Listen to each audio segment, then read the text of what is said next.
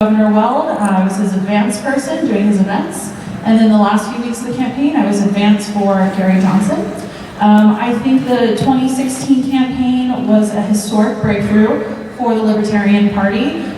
We have a lot of people in here that are now somewhat seasoned campaign professionals. And it was a really, really amazing thing for the Libertarian Party to have a $10 million plus fundraising haul that was able to hire people like myself and others.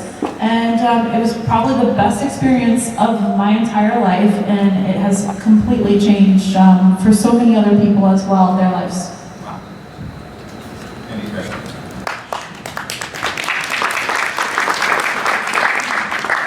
Hi, I'm Andy Craig. I served a couple different roles on the campaign. Before the convention, I was the Midwest director, and then after the convention and the general election, I was the, what we called endorsements director, which was basically my job was to reach out to or coordinate whoever else was reaching out to all the notables and organizations and other office holders, that sort of thing we were trying to get to endorse the ticket. We ended up getting, I believe it was 17 sitting state legislators.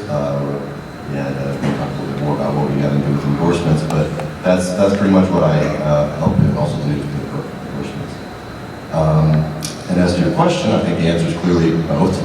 A lot of us did hope for more, but at the same time, it was also a tenfold increase over what the Libertarian Party had been stagnating at for decades before Gary Johnson came in, and including 2012 and that.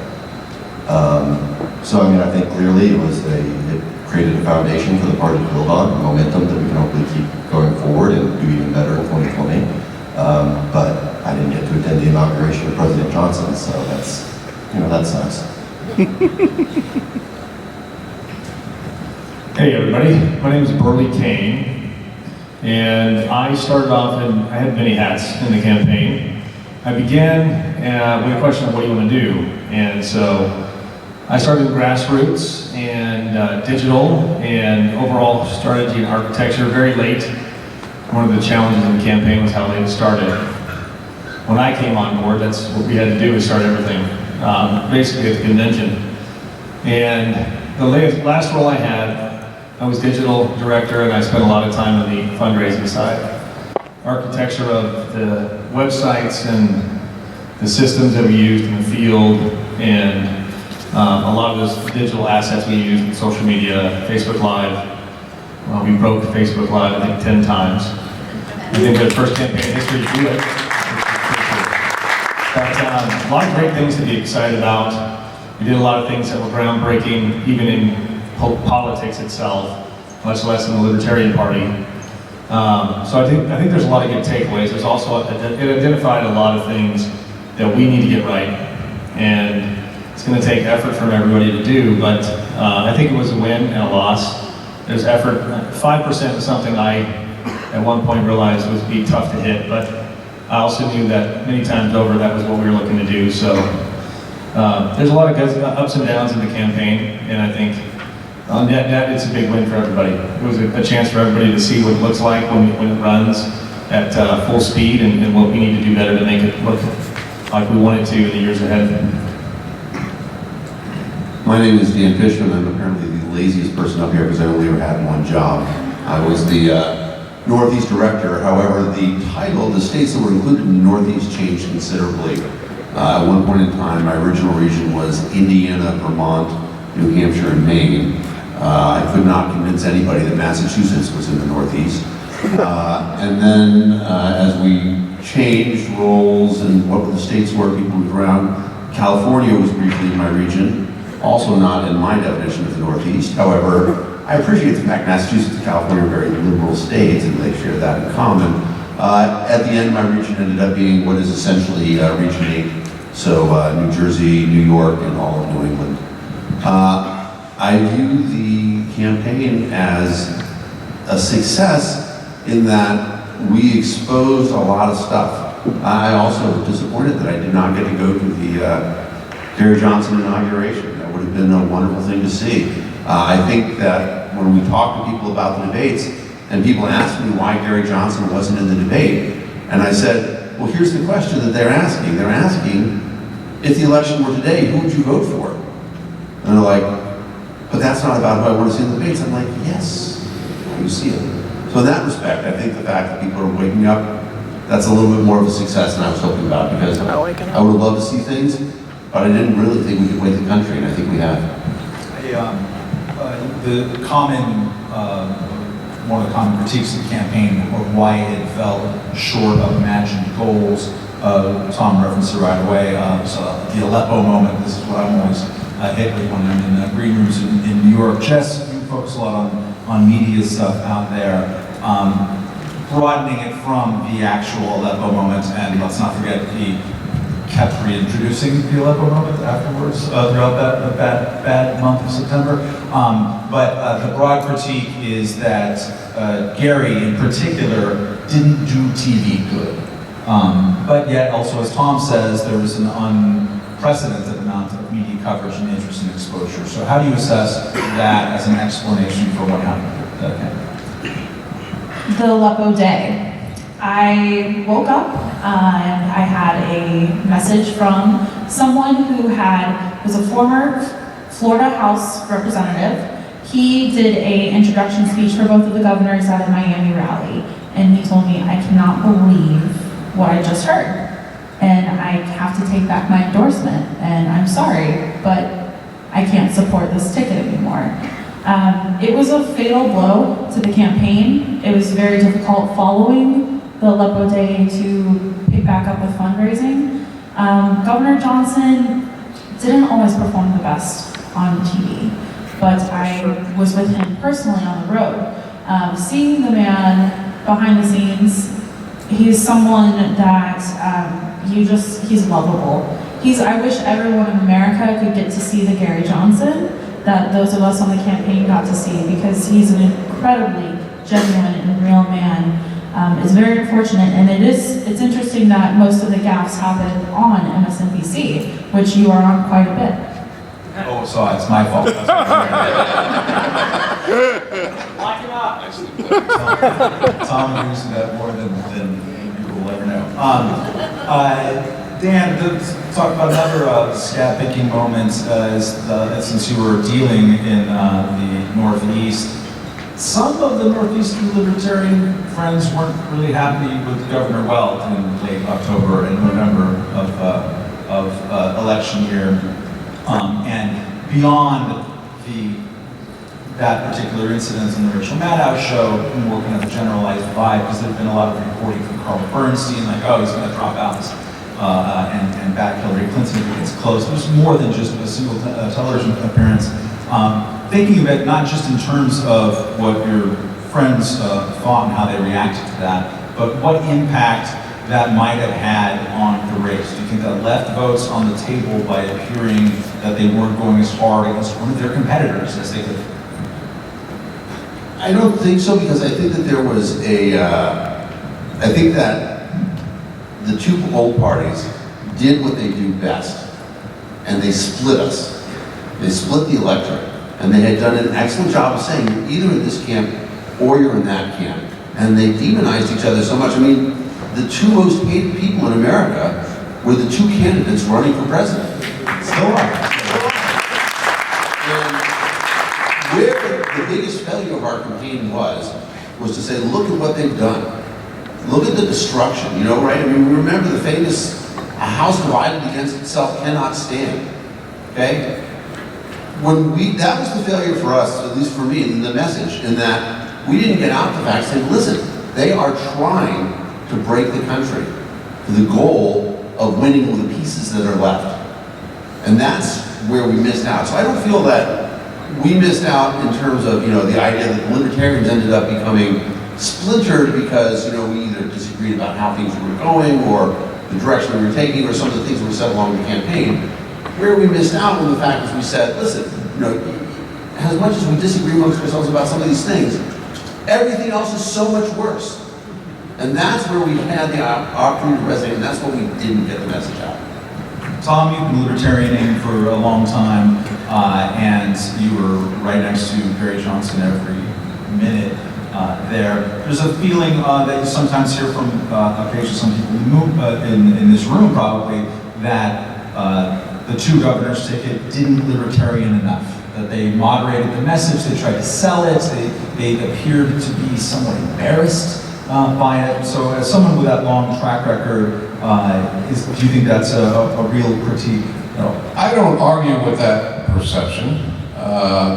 Listen, I've known Gary Johnson politically very well since 2011. Bill Weld not quite as long, obviously. There's things I've never agreed with Gary on his libertarianism. But what people fail to understand, there's not that many quote-unquote libertarian voters in this country.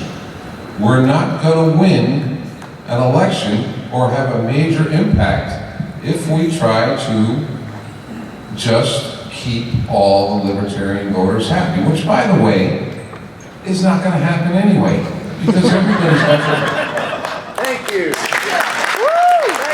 Everybody's got their own set of personal Rosetta Stones of purity in this party. It's just the way we are. We're independent people. We're independent thinkers. We all have our own ideas. Nothing wrong with that. It's a great thing.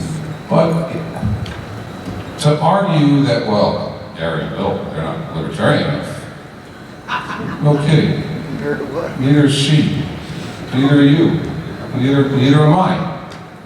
It's just not going to happen. And to me, that's the beauty of libertarianism. We've got individual ideas. We all have basic beliefs that are very common bound, very common basic beliefs, but then we branch out a little bit here or there depending on the issue. That's great. That's what makes this a very dynamic and wonderful tent to be in. Earlier you referenced Facebook Live and sort of online engagement, which seemed to go pretty well. There was, particularly early in the campaign, until Tom Steyer started throwing money at the problem, incredible amounts of enthusiasm among young voters in particular who tend to use online more. Can you talk about, just in terms of the successes that we saw in 2016, but does that suggest something going forward? Is there, in your mind, is the party at any level taking advantage of what technology has to offer? Yeah, we did create the ability to have multi-camera Facebook Live, and it created so much challenge for Facebook that they had to re-engineer things several times. And I think there's an energy, there's a frustration we're talking about in the country with the size and scope of government, and the left and right dynamic. I don't think really explains that it's big government versus little government. And when you see Ron Paul, and you see Bernie, and you see Gary, with a ton of young people. The young people are looking for things because they're not seeing it in the leaders and the outcomes that you're seeing in modern, normal politics. And you have that energy. We had 1 million organic likes or followers on Gary before we ever put a penny in. And that's an incredible thing on its face. But the ability for us to move that forward and for people, as younger people love social media, and it's growing in popularity and through the age ranks, but they have this affinity to many different technologies, and we leverage as many of those as we could, a lot of them, to great effect, raising staggering amounts of money. We raised $8 million online. We raised another 3 or 4, 5 from donors, and that's unprecedented on its face in some level. The amount of money we raised from individual donors, the amount per donor. But to the point, the energy is in the online spaces where you're finding people that you wouldn't normally talk to in your circles, and on stage, in person, you're able to reach out beyond normal barriers of person to person, and you're in that space, which is kind of a challenging area because online you can say whatever you want, but in that space, people who have a flexibility about finding a limited role for government where you can flourish as an individual, there's a lot more flexibility and dynamic capacity that we found in our supporters that I think we leverage pretty well. So I think it'll continue. I think we have to continue to build that group and find more ways for them to find each other and carry forward the message of limited government and libertarianism. But I think we did a very good job in a very short time. It was literally a very quick ramp up for a campaign. And that was, I think, one of the biggest failings we had was not starting sooner. But we did a lot in very shorter time. I think that's actually one of the biggest things we did accomplish is how much we had 50,000 volunteers, 250,000 donors, incredible amounts of, the numbers are staggering, and especially in the context of how fast it happened. Literally walked in not knowing what they were doing, helped them at the convention, and they asked me how to, we ramped every plan up from there. And it's incredible. It's fast for a nationwide campaign. So incredible how fast we did things, especially with social media, a big part of it. Andy, when you said earlier that you were the endorsements director, I came this close to responding, so what did you do all your free time?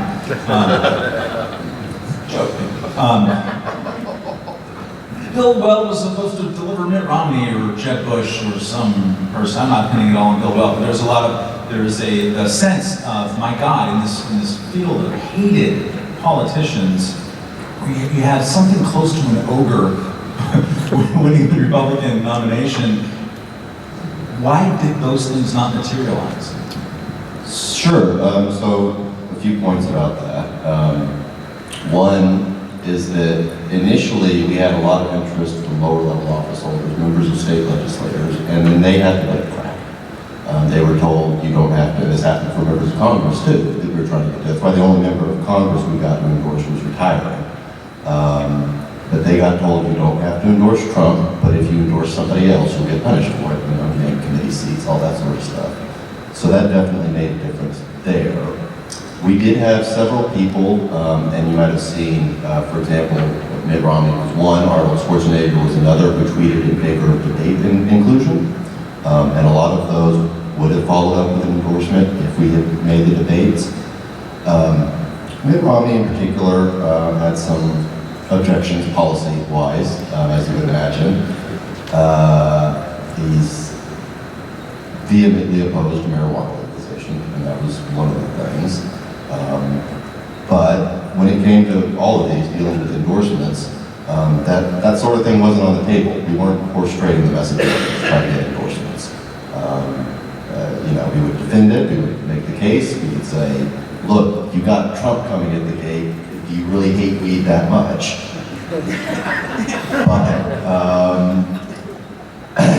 So that was part of what was going on with that, and then at the end when Aleppo hit and we weren't in the debates and we weren't seen as viable, and a lot of people put up it. Well, you might know this story better than I was. I wasn't actually in the room for it, but Gary did meet with Mitt Romney, and it didn't go well. It was a knockdown drag-out. Yes, they got very heated, and it was mostly over the issue of marijuana. You would think war, foreign policy, whatever else Mitt Romney might have chosen to pick at, that was his thing. He hates weed, and he didn't like American pro-legalization, and they got very heated when they met to discuss it. Jess, you worked for future Republican Austin Peterson before he started doing the campaign. One of his takes was that the campaign failed to reach out to gettable Trump-averse Republicans by by gay Nazi cakes or something for ready cake things, or by just coming across as being kind of lefty, even though they're two former Republican governors. What's your assessment? So, as far as the campaign reaching voters, the campaign definitely failed in some regards to reach out to voters. Our mechanisms for phone banking, for field canvassing, it was almost sometimes very haphazard. There was confusion within the campaign itself. Reaching out to Republican voters, I'm not so sure that was necessarily our key demographic. I think the Johnson Weld campaign was more strategically trying to reach out to the independent votes rather than disaffected Republicans. So does that answer the question? Sure. That's one answer. Okay. Part of that, and I'm going to just sort of jump all here, and maybe Dan, you can jump on this. It was a year in which people really were in the mood to break stuff and to get in touch with their passionate emotions. And God love Bill Weld and Gary Johnson, that's not the vibe that they were communicating. There are a lot of discussions about the 6-lane highway and the middle of the road kind of thing. People were not in a middle of the road mood, and I think they still are in many cases. So address it. I think that it's absolutely true that that was the thing that people liked the most about the Trump campaign, was that they were going to burn it all down, and he's getting there. We are in the process of seeing, an expression of discontent with everything that's been happening in the political system for the last 40 years, and people are realizing how it's pushed up. And where we've been missing the fact is that it didn't used to be like that. We had a set of founding fathers who gave us a set of rules that would have prevented all of this if we hadn't been systematically tearing it apart. And I think what Gary and Bill were trying to convey is the idea, look, we don't have to do anything except for get back on the road that was originally laid out for us. It's not the sexiest of all messages. And there may have been times that we missed a lot of opportunity in terms of talking about, and Gary too Gary is the best proponent of all the really good things that happen about a cannabis economy, not because he's pro-cannabis, which he is, of course, but he's pro-economy.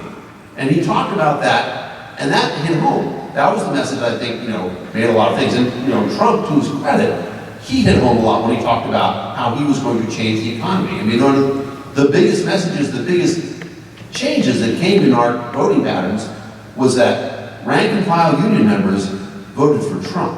They voted Republican. Union bosses voted for Hillary.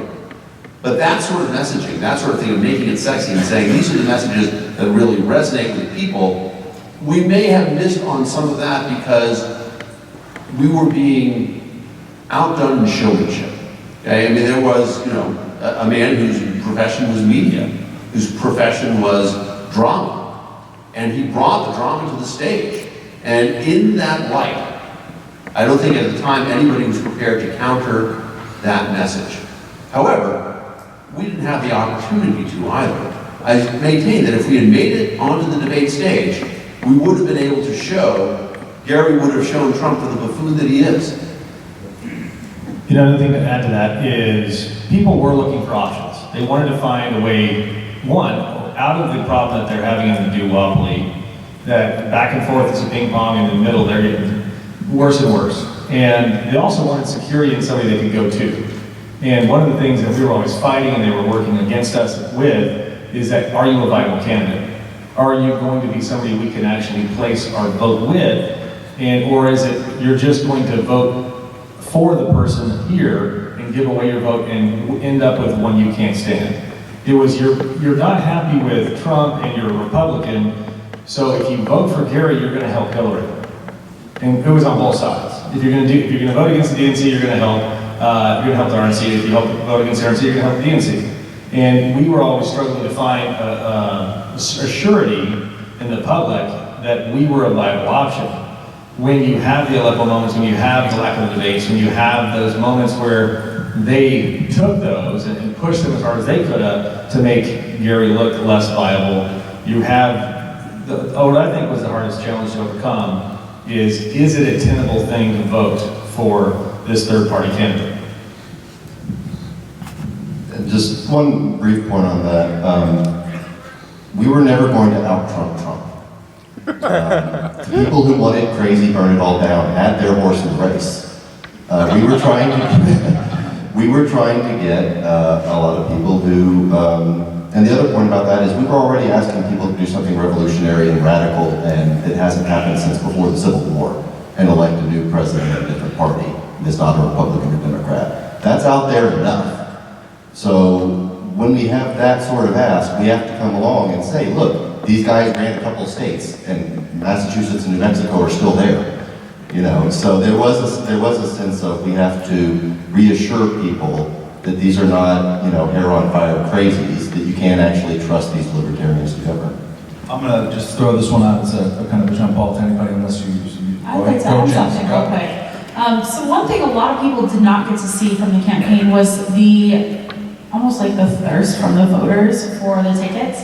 People wanted to know more about the Johnson Weld campaign, and they were like on the internet, on Reddit, trying to find out like how can they help the campaign. They weren't getting any calls from the campaign. They couldn't get involved, so they were trying to do their own thing to try to help out. And I got these weird messages from people on Facebook because I'd share like the campaign's events, and so people in the Middle East recognized that I was involved with the campaign, and they would message me. And this one man said he was afraid to communicate with me because his government might be tracking him and what he was saying on Facebook.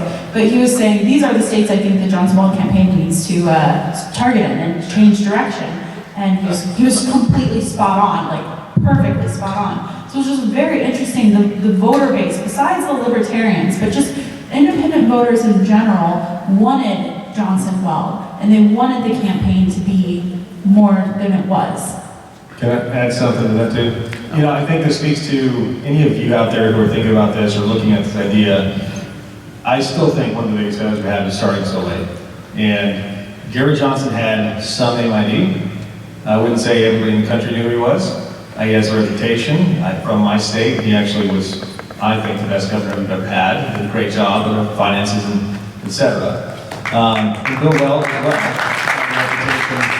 That, you know, he's one of the best governors in the country fiscally, and a lot of things that are good. But that reputation in their past efforts doesn't go on to name ID, and it doesn't speak to somebody, especially if you're only 6 months in a campaign that has been running for 2 years.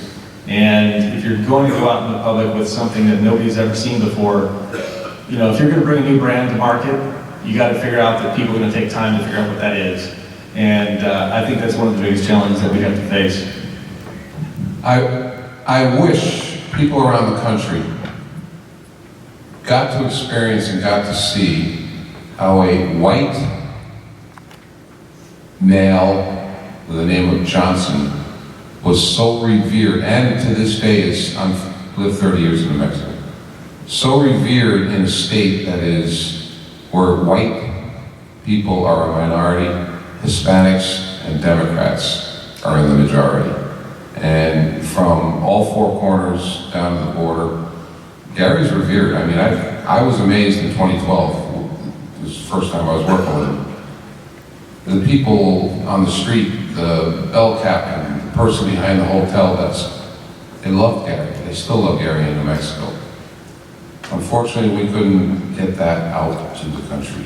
It's, you know, And to that end, you know, we actually had some idea that that was going to be a good thing. So when, specifically when Gary was on the town hall and a woman asked him, "Do Black Lives Matter?" Gary, to this day, is still the only candidate who stood up and said, "Yes, absolutely, Black Lives Matter." Playing off of that, playing off of that, we ended up setting up an event in Harlem at the Apollo Theater.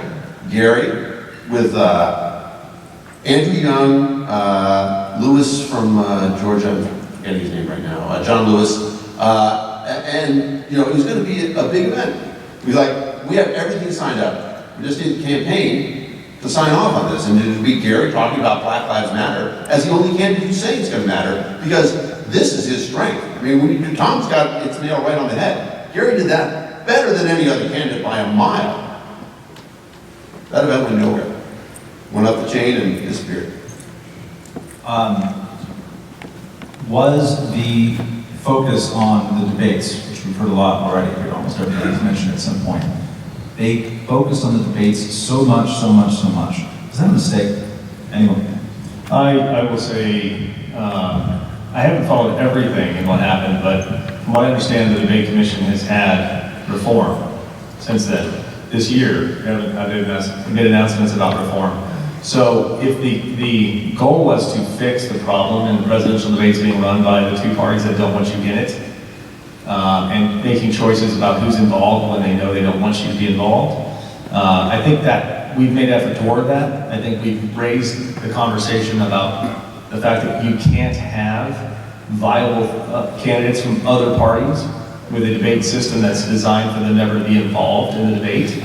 And that conversation may have been where we were there, but that plateau has to keep raising itself, and you have to keep having that until the country understands why some of the problems exist, that you're not getting credible debate about all the issues because you have a system that is structured to never let that debate occur.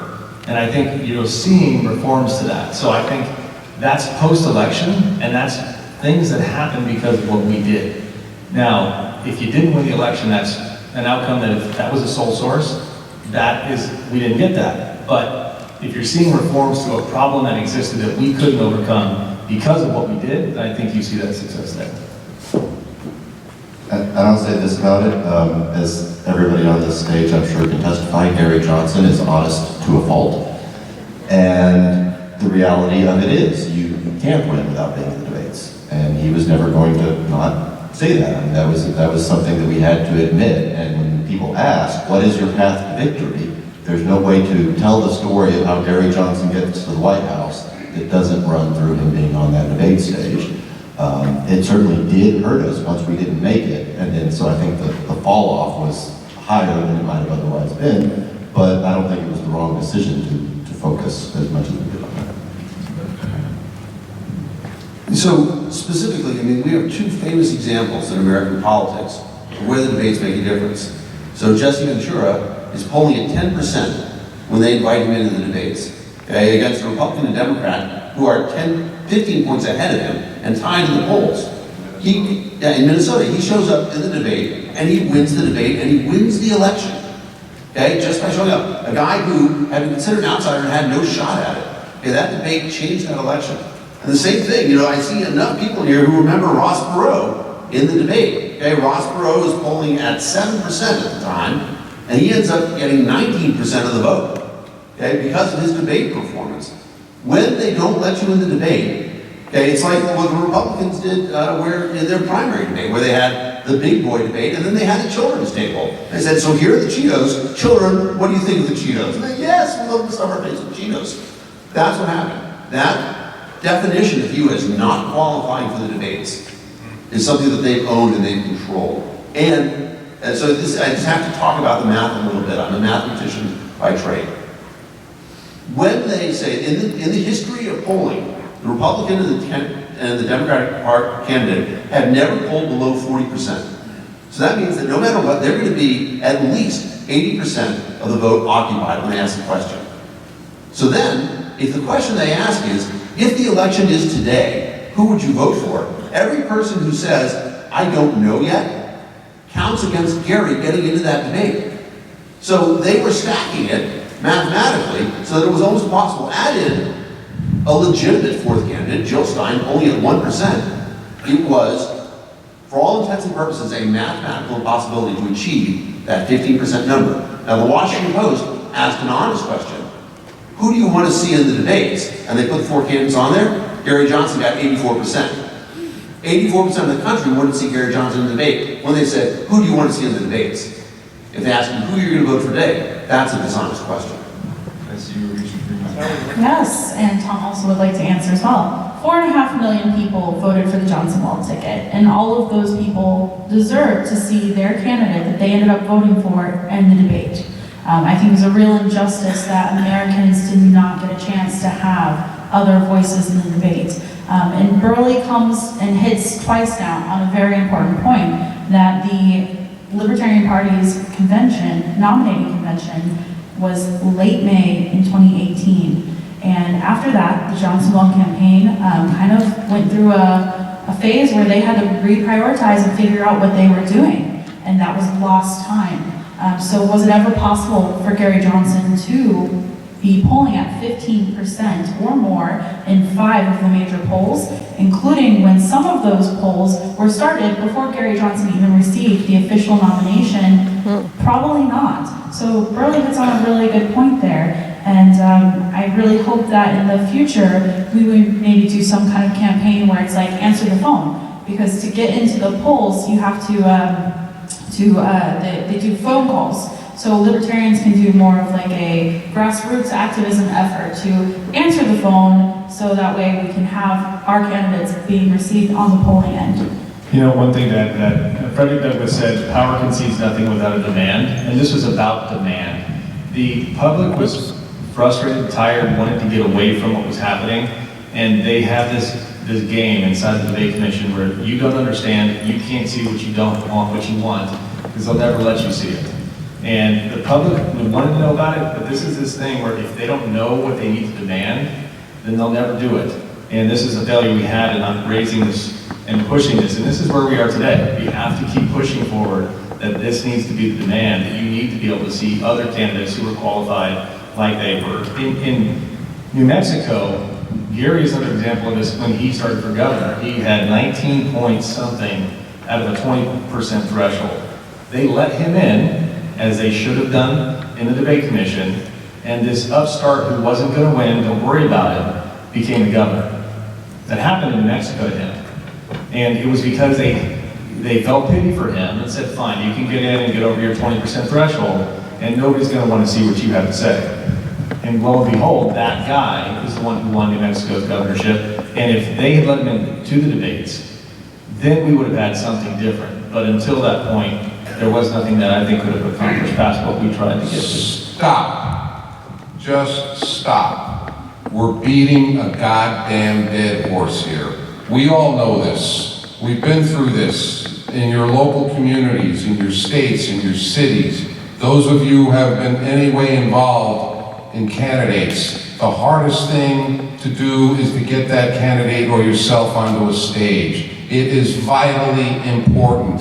We must stop this nonsense. Fight, argue, scream, protest, stand in the lobby of the TV station or the newspaper. We have got to get people on debates at every level throughout the country. We can argue about it, we can whine about it, but until we change it, ain't nothing gonna change, ain't nobody gonna win. Getting on debates is all important in every race. I would just add 30 seconds. The saddest moment I've ever had as an American was at the Hofstra debate where Nick and I went to be the voice of protest, and they made us stay in what they called the freedom cage. It was a basketball court that they had erected a 10-foot high chain link fence around, and they took the time to put barbed wire on the top because they thought we might crawl out and infiltrate the debates. Honestly, the saddest moment I've ever had as an American, freedom cage. I would just add on the question of polls, that comes up with Larry Sharp's campaign in New York.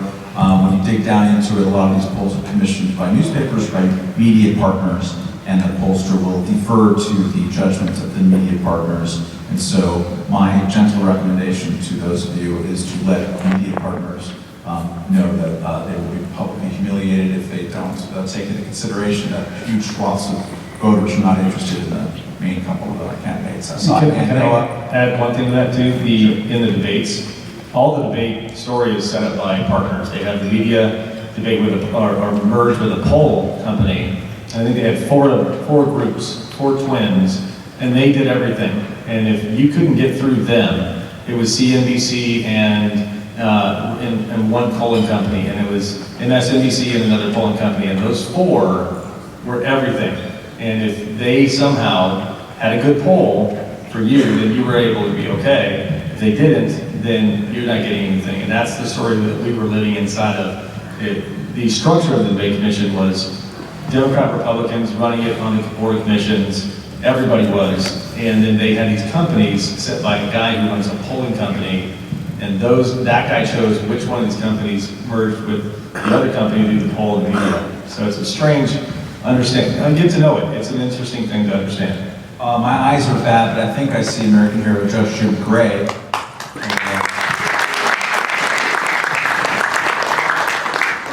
Right. We brought a lawsuit against the so-called Commission on Presidential Debates. We lost at the trial level, we lost at the appellate level, we lost at the Supreme Court level. What we have to do with regard to the presidential campaign is make or break, because you're not viable unless you're in the debates. And Tom is right, it's up to us to talk to the media, to get us in the polls. You can't poll well if your name isn't there, and it's up to us to actually embarrass the media to get the Libertarian candidates in that poll. Otherwise, we lose. Damn media. We're there. Yeah, one issue that you haven't discussed that's an extraordinarily important one as far as I'm concerned, that is Gary Johnson was simply not conversant with the issues. He couldn't answer intelligently. Compare him with Evan McNulty, who was on, what, 5 ballots, 3 ballots? McMullen, 9. McMullen, that's right. Anyway, he's so impressed the commentariat that he's still being talked about. He's still appearing on CNN. He's still appearing on MSNBC. How do you do in the debates? Well, he didn't get into debates, but the point is, he enhanced his reputation, whereas Gary Johnson has been forgotten. Is your argument that Trump appeared very intelligent when he was on television? No, of course not. That's a different ball of wax. Well, but it goes to the issue that what wins elections, and I'm going to steal Larry Sharp's point, is that you got to hit him in the fields. Okay? And Gary Johnson, when he comes across, and he did this in person better than he did in television, but he's the most authentic person. And you know, those of you who experienced him in Orlando, he came to Columbus when he wasn't running for anything. Okay? He has that ability. What we had to do was, and I don't know where the failure is, and I'm not a media guy. Okay, but what we have to do is we have to get that part across, how Gary is able to hit them in the fields, and that's how we're going to start winning. One other thing I would add to that, and this is something that I look at more and more. You look around the world, there is a growing rise of socialism. And you see it in the candidate just elected in New York State. You look at the situations that we talk about. To me, this is the actual challenge we're facing. While the subterfuge of left and right, whether we're in or not, this is what people are feeling, experiencing, and stressed out by. They don't know it yet, they don't understand it, but the growing rise of government is what we can tap into. We can talk to, we can speak to them on the emotional context and the stories that happen in Venezuela and around the world in socialism's history and the rise of big government you can talk about. And that's where the fields are, where we have more options to talk about. But it takes candidates who know, they understand the issues and how those big government options affect them. I would just say one thing, that there was moments when I premised that, oh, Gary, you should have done better at that answer or whatever. But my advice for everybody in the room, if you don't like how Gary Johnson did in an interview, go get your name on the ballot, get interviewed, and get it.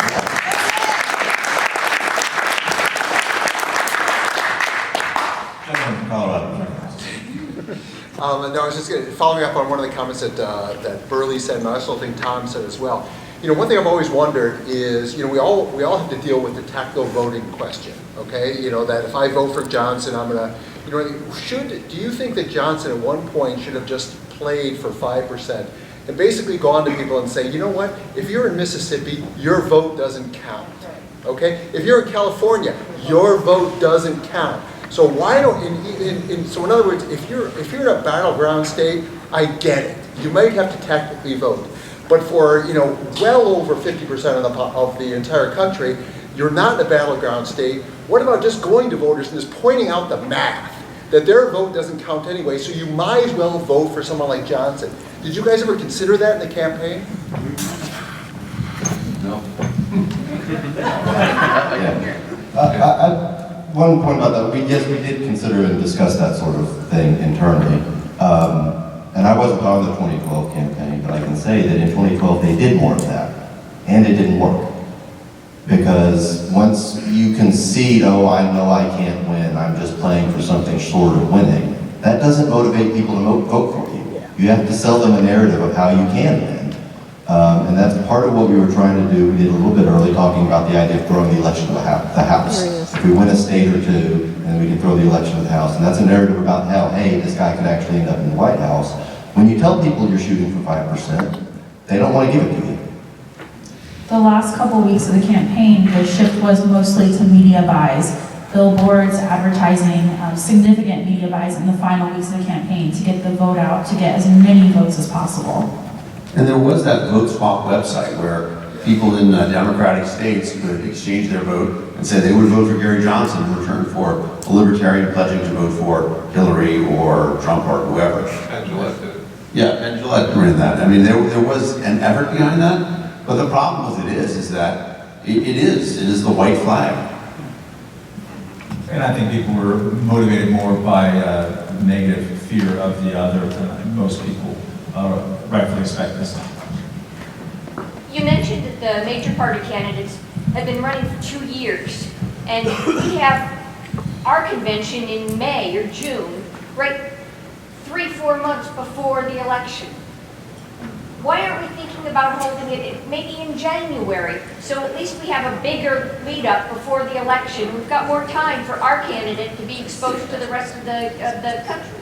Well, part of that is Hillary's campaign started 2 years before because she just wanted it to.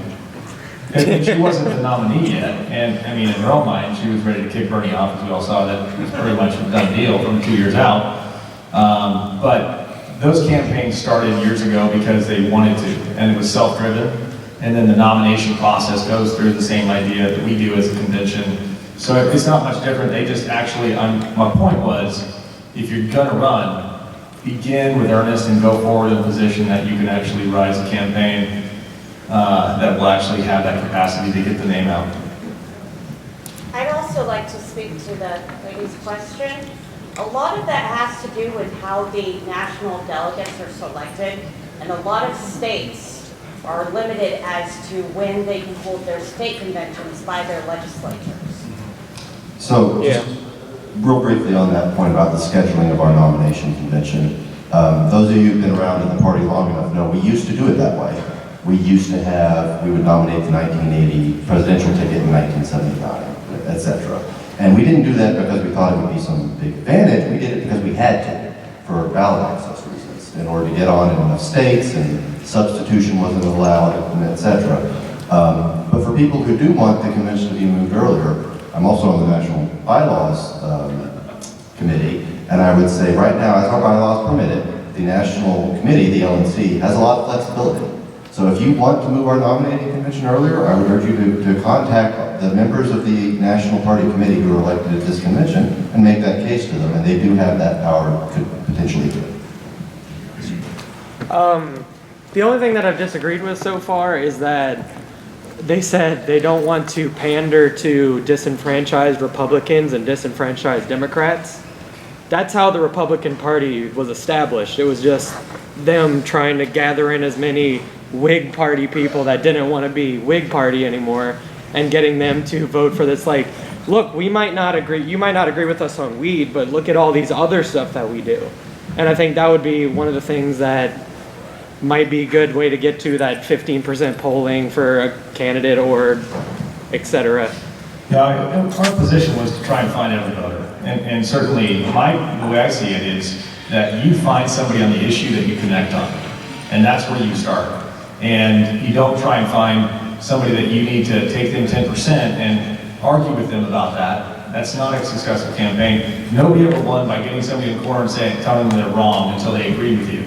That's just not a way to start a conversation. So we always tried to find where they went to them. There was a conversation in some aspects when you had to prioritize resources about who you go to, but holistically it's about every person individually, finding them on the data and understanding where they are, going to them as a person and connecting with them so we begin to establish some conversation. There's a ton of questions and diminishing amount of time here. So let's do a little summational business at the end, going in this direction of what did you learn in the 2016 presidential campaign that would be of use as we think about 2020 and various people striding at home? I learned that this is without question the greatest party in the country right now. Not because they want power, but because they love their country. And that is such a difference that we have. And when we bring that out, and I think that was the thing that we missed the most, is that in many respects, we allowed ourselves to be micromanaged. And that's a problem, because fundamentally libertarians, we don't. But we thought, you know what? We don't know how to win this election. And so we're going to allow ourselves to be micromanaged. When in reality, we missed the one thing that we do really well, half of us do really well, which is going out and talking to the public and saying, I'm not doing this for me, I'm doing this for you. That's the thing that I learned, is that if we have more faith in the base to get out there and do their thing, we're going to be a lot more successful. I learned a lot about the country. I learned a lot about the capacity we have as liberty advocates, and I think we have a tremendous capacity. We have a tremendous value to add right now. There's a lack of voice that we carry forward. I think we do ourselves a disservice when we argue amongst ourselves. It's one thing to temper our blades against each other to make sure our arguments are solid, but we spend too much time fighting with each other about things that are trivial when we need to work forward to the broad strokes of America who understand are lacking in our message, and they want to hear it desperately. They're trying to find voices for this. I would work, what I found was we can do a lot in a short time, and we can do more than we understand if we plan and we start to work forward toward goals that we have. At the same time, we have to understand how large the opposition is and know that we have quite an obstacle to overcome, but it's going to take a determined effort. We can do it. And I found a lot of amazing stories in the campaign. Tremendous amount of people out there who want to support something like this. Many more than we had actually vote for us, want to be part of something like this. And so it's a growing movement that I think we are seeing, the frustrations on both sides. People are stressed out by the issues and how they're seeing people advocate for them. And as you guys become better champions, it's really about how you reach one person and you find your message and connect it well. So this is about messaging. This is about finding people, emotionally connecting to them, and that's the biggest thing that I think I found that we can do well, but also we need to do more of, and we need to understand that we are that person. So I encourage us all to go out and do it. Before Andy answers, I just want to point out that he also, while working on the 2016 campaign, was getting 11% of the vote running for Congress.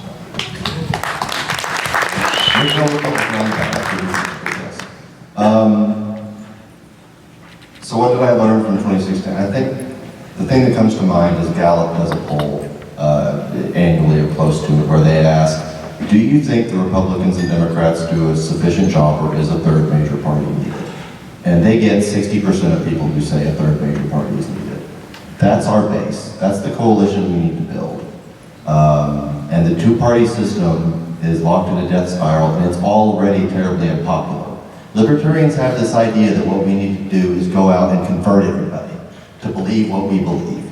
And that's not the job of a campaign. The job of a candidate in a campaign is to reach the voters and explain how we are closer to what you already believe. And I think that's the case where the Libertarian Party can break through and win elections. If I make sense.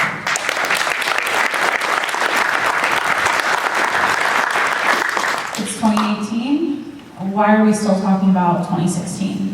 What else is? Yes. Besides Facebook comments and everything between libertarians to argue about Gary Johnson, but why are we still talking about 2016? And I think the answer is because there's a lot of people that have not been able to know what it was like inside the Johnson Weld campaign, because they weren't part of it. The Johnson Weld campaign was beautiful, it was imperfect, and it was an amazing time to be a libertarian. You're looking at 5 people here on this stage that are true believers. We are big L libertarians, and we love the philosophy, and we ended up being some of the most essential staff on the campaign. We did not get into the brutal horror stories of what went on behind the scenes. It was a lot of work. I barely lost some of his hair. All of it. It was a really emotional roller coaster, and I think that I personally fell in love with presidential political campaigning. It was an amazing experience for myself and so many other people. Coming out of it, maybe I have like a little PTSD because I don't remember how bad it actually was, and I have a great memory. But I think that if libertarians can immerse themselves in 2018 campaigns and learn how to be political operatives, that is a word that doesn't exist that much in the Libertarian Party, is political operative. We don't have very many of them, but it's happening. There's becoming more and more of them. We need more people that know how to politically campaign so that we can have a better foot in 2020. So please get involved in 2018 campaigns, manage one. I know a lot of people here are running for office themselves, and thank you so much for everything you all do for Libertarian Party candidates. Real quick, can I ask the person Chris Thrasher and Michelle, is it McCutcheon, Renea, what's your last name today? Chris Thrasher. I want everybody, one thing we didn't talk about today was ballot access, and we wanted to get those two up on the stage, but it was getting kind of crowded. Really briefly, I want you all to give them, these two, Michelle, especially in Ohio, you don't know how difficult Ohio is. They are pricks as far as ballot issue. And Chris worked throughout the country with the campaign, we were on the ballot in all 50 states, and I can't tell you how many times I got a phone call or a text message from him at 3 in the morning, say, Tom, go to FedEx, open up the PDF, Gary's got to sign something, we need it by 9 o'clock in the morning. That guy's the one who did it, that got us the 50 state ballot access.